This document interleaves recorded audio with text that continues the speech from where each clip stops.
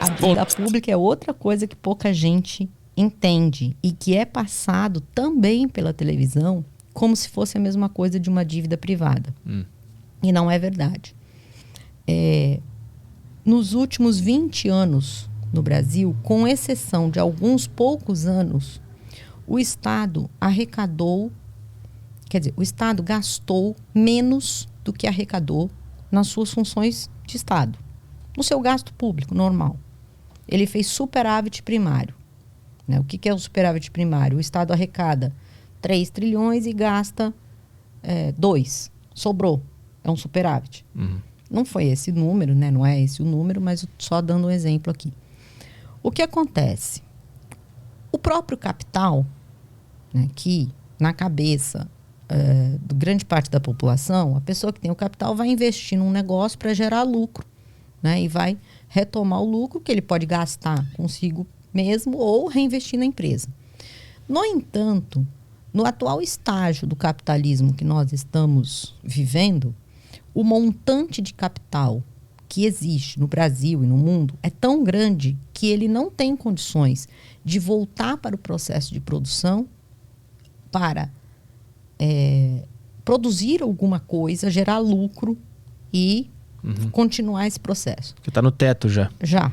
É o que a gente chama de uma crise de superprodução. O capitalismo é o único sistema até hoje existente que não entra em crise por escassez. Ele entra em crise por abundância. A gente produz tanto que não tem para quem vender. A gente produz tanto que não tem como realizar esta produção. Ao não ter como realizar esta produção, o capital na forma de dinheiro, porque o capital não fica só na forma de dinheiro. Ele pode, aqui, por exemplo, você tem vários bens de capital, que são essas coisas todas que você produz. Né? Isso são bens de capital. Mas o capital na forma de dinheiro, ele precisa, para continuar a ser um capital, de um local onde ele pode ser remunerado. E esse local é a dívida pública. Então, vamos começar lá no governo Fernando Henrique. Para combater a inflação, eles usaram um mecanismo de rebaixar o valor do dólar para permitir a importação de mercadorias baratas e combater a inflação. Mas para baixar o valor do dólar, eles tiveram que aumentar a taxa de juros dos títulos da dívida pública para fazer com que entrasse dólar no Brasil, aplicassem títulos da dívida pública e ter dólar aqui para pagar as importações. Era para atrair o dólar. Atrair o dólar, tá, exatamente. Só que não se aplica em dólar, se aplica em real. Então, o Banco Central emite real em troca do dólar. Né? Ao emitir real, ele vai aumentar a quantidade de dinheiro em circulação, mas o Banco Central não quer isso porque precisa combater a inflação. Então, ele vende títulos públicos. Veja, a dívida pública é um mecanismo de remunerar o capital que está aqui simplesmente, não é para investir na produção, investir em produzir mercadorias aqui, coisas desse tipo. É simplesmente para ganhar os juros da dívida pública, receber os juros da dívida pública. O Tesouro Selic que eu tenho lá é isso. Eu tô nesse jogo aí. Eu tô contribuindo para isso. Você tá pegando um pouco do tributo ali. Sim, são poucas pessoas. Algumas pessoas de classe média que têm uma certa renda fazem aplicação no Tesouro Direto, coisas desse tipo. Mas o grosso, quer dizer, o montante gigantesco da dívida pública são fundos bilionários que só vivem de receber os juros da dívida pública. Bom, aí o que acontece? Esse setor é o setor que mais pressiona os governos, desde Fernando Henrique, mas principalmente nos governos Lula, governo Dilma. Depois foi mais difícil por causa da pandemia, que não deu para fazer superávit primário. Mas aí por causa da pandemia. Se não fosse a pandemia, continuaria fazendo. Pressionam de tal forma e vão aprovando um conjunto de legislações que impedem o Estado de pegar o dinheiro do nosso tributo e gastar com serviços públicos, de fazer aquilo que a gente estava falando antes, que é, bom, eu quero que o imposto que eu pago retorne para mim. Mas o imposto que a gente paga não pode retornar para a gente porque tem que remunerar o capital financeiro que está especulando na dívida pública. Eu achei que a dívida pública era tipo, eu pedi empréstimo para construir uma ponte, um prédio, um saneamento, e eu devo agora para esse cara que me emprestou esse dinheiro, eu pago com juros. Eu achei que era isso. Não, só que durante anos e anos e anos, não é isso. Porque sobra dinheiro no caixa. O governo faz a ponte, Sim. faz o Não tem saneamento. por que pegar esse dinheiro emprestado. Não tem Tá porque sobrando. tá sobrando. É muito engraçado, porque quando a televisão passa lá e fala assim, olha, se você, na sua família, você está gastando mais do que você ganha, você tem que cortar gasto. É por isso que tem que fazer o ajuste fiscal, porque tem que cortar gasto. Aí eu faço algumas questões, né? Primeiro, o Estado brasileiro, ele não está gastando mais do que ele arrecada. Ele gasta menos. Acontece que é como se fosse o seguinte, você vai ao banco, você pede um dinheiro emprestado no banco, né, que é o Estado brasileiro pedindo dinheiro emprestado no mercado financeiro. Pede um dinheiro emprestado no banco, você mesmo determina a sua taxa de juros. Não é o banco que determina, é o Estado. O Estado determina, fala, não, estou a fim de pagar mais agora. Vou aumentar a taxa de juros para você, que vou pedir o dinheiro emprestado. Aí o Estado pega o dinheiro emprestado e não faz nada. Guarda. Porque ele não precisa desse dinheiro. Porque ele está sobrando dinheiro no Estado. Guarda. Aí você guarda o seu dinheiro lá na sua casa ou joga fora. Aí no mês seguinte, você tem que pagar juros, né, pelo empréstimo que você fez. Aí sim, você vai ter que cortar gasto para pagar os juros. Mas qual gasto você vai cortar? Você vai cortar o seu gasto supérfluo ou você vai cortar a comida? Ou você vai cortar a energia elétrica? Que é essa outro debate também. Vamos supor, vamos admitir o pressuposto do pensamento do ajuste fiscal que o Estado tem que cortar gasto. Vamos admitir esse pensamento.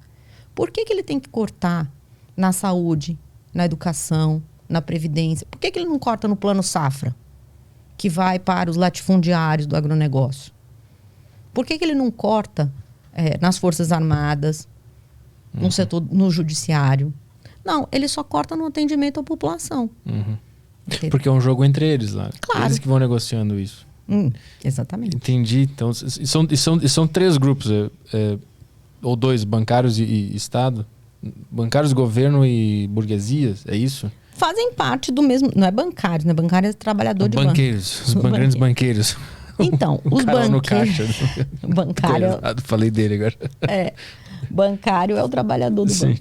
O cara que tá lá contando o dinheirinho, dando pro cara. Não tem nada a ver com isso, né? Os grandes banqueiros, no caso. Muito pelo contrário. Os bancários, coitados, eles têm... Apesar dos bancos divulgarem os seus super lucros a cada 3 meses, eles achatam cada vez mais o salário dos bancários e aumentam a jornada de trabalho e as exigências, né, dos trabalhadores bancários.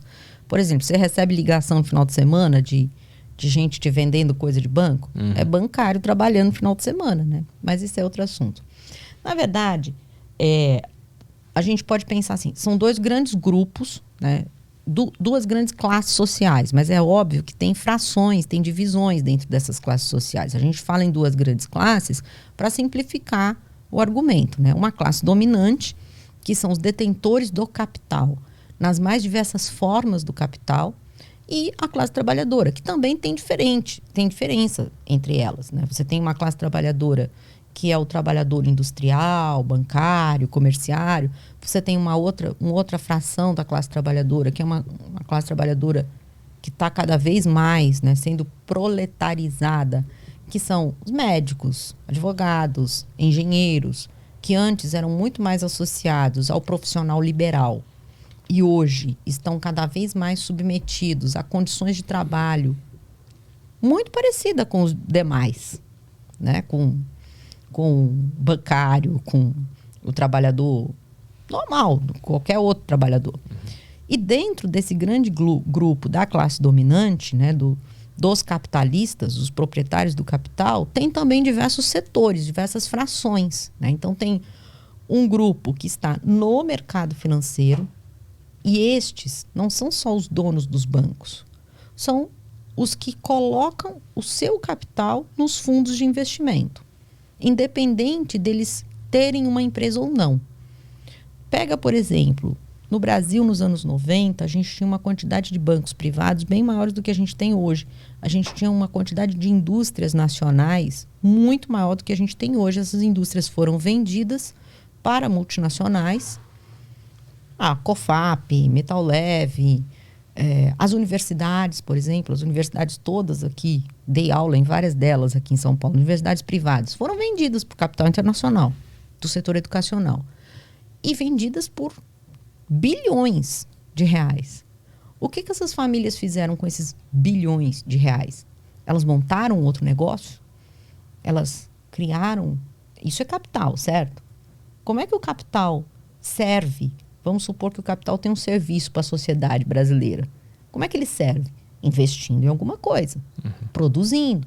O capitalista gosta de dizer que ele é que gera emprego. Pois bem, todas essas famílias que venderam os seus negócios por bilhões de reais, criaram outros negócios para gerar emprego, para oferecer serviços e produtos para a sociedade brasileira? Não. Pegaram os seus capitais e aplicaram na dívida pública. E estão há décadas vivendo de juros da dívida pública. E aí eu particularmente conheço alguns, já dei aula para os filhos de alguns, já trabalhei para outros. Aqui em São Paulo é muito evidente isso. Né? A dívida pública não é composta apenas pela poupança de parte de nós, trabalhadoras e trabalhadores, que ganhamos um pouco mais do que precisamos para sobreviver, pegamos essa poupança e aplicamos no Tesouro Direto. Então, essa fração da burguesia ou essa fração da classe dominante, que é a fração que está com a sua riqueza alocada no mercado financeiro, é a fração que não produz nada, que não tem função social nenhuma, mas é que hoje mais suga a riqueza do país via o mecanismo da dívida pública. E aí tira aqueles direitos que a gente conversou com essa desculpa de que é necessário para o Estado se manter operando. Exato. Mas é um jogo deles lá que eles continuam...